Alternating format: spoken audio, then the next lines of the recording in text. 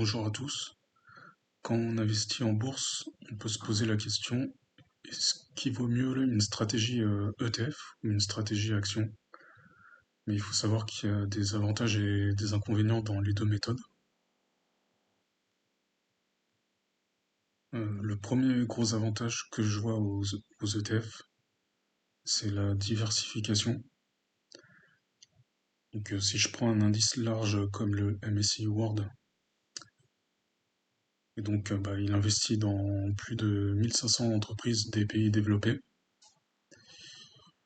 Et si c'est assez diversifié, du coup, ça limite le risque, même si ça n'empêche pas les baisses, parce qu'on peut le voir, par exemple, en 2000, ça a baissé, en 2008 aussi. Mais on peut voir que sur une longue période, la tendance est à la hausse. Donc sur une très longue période, le risque est diminué. Et au final, il y a vraiment très peu de chances de tout perdre. C'est quasiment, en fait, même sur une très, très longue période, on peut le voir là, sur plus de 20 ans, ça monte. Et c'est quasiment impossible de perdre son investissement. Autre avantage à la diversification, c'est qu'avec les ETF, si on est sur un PEA, euh, au niveau des actions, on est limité aux actions européennes et françaises, alors qu'avec un ETF, même sur PEA, on peut investir sur plusieurs continents. Ça peut être Amérique, Asie, Europe, pays émergents. Donc ça, c'est aussi le gros avantage des ETF sur un PEA. Donc on est vraiment plus diversifié que juste avec des actions.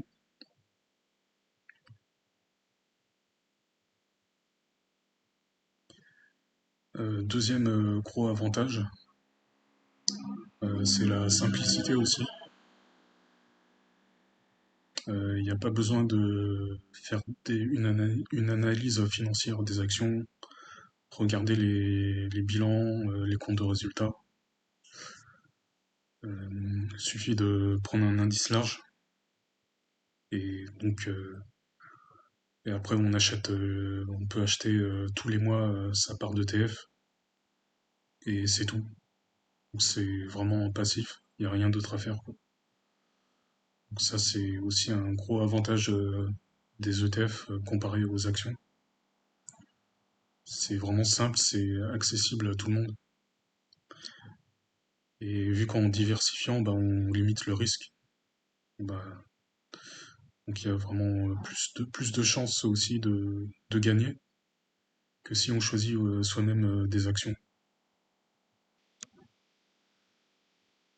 On peut très bien avoir juste un seul ETF, comme le MSCI World, qui est ici, ou deux. Par exemple, on peut ajouter avec un ETF pays émergent pour être investi sur l'ensemble du marché action.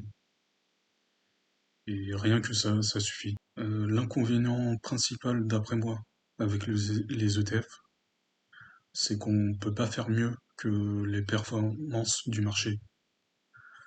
Vu que les ETF sont des fonds qui investissent dans des paniers d'actions, qui répliquent un indice, dans un indice, il y a toujours des bonnes et des mauvaises actions. Il y a des actions qui performent et même qui tirent l'indice vers le haut.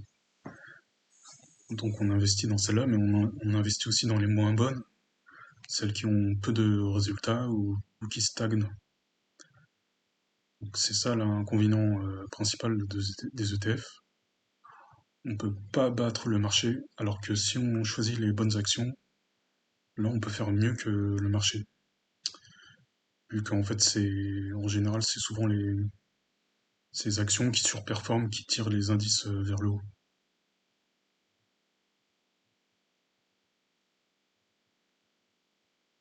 Si je prends une action comme Tesla, on peut voir qu'à partir par exemple, de 2019 jusqu'à maintenant, elle fait combien? Plus de environ 2000%, quoi. Donc ça, c'est 2000% à peu près en un peu plus de 6 ans. Donc ça, c'est exceptionnel et ça, un ETF pourra jamais avoir ce genre de performance. Donc c'est ce genre d'action, par exemple, qui tire les performances d'un indice vers le haut. Donc ça, on peut pas avoir ces performances avec un ETF. Mais il faut savoir que le problème, c'est que il y a très peu d'actions qui sont capables d'avoir ces performances. C'est très rare. La plupart, la plupart n'arrivent pas à faire ça.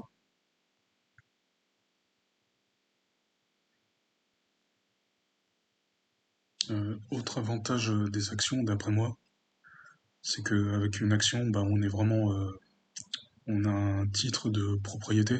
Donc on est vraiment propriétaire d'une part de l'entreprise.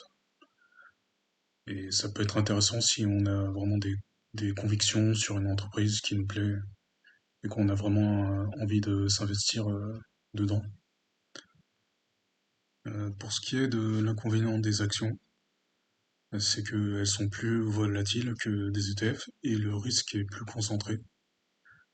Et je trouve qu'une action qui représente bien ça, c'est Orange, parce qu'on voit elle avait beaucoup performé pendant en fait la bulle Internet. Une fois que la bulle a éclaté, ça a énormément descendu.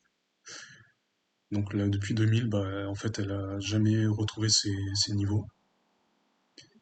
Et donc ça fait depuis plus de 20 ans que c'est comme ça.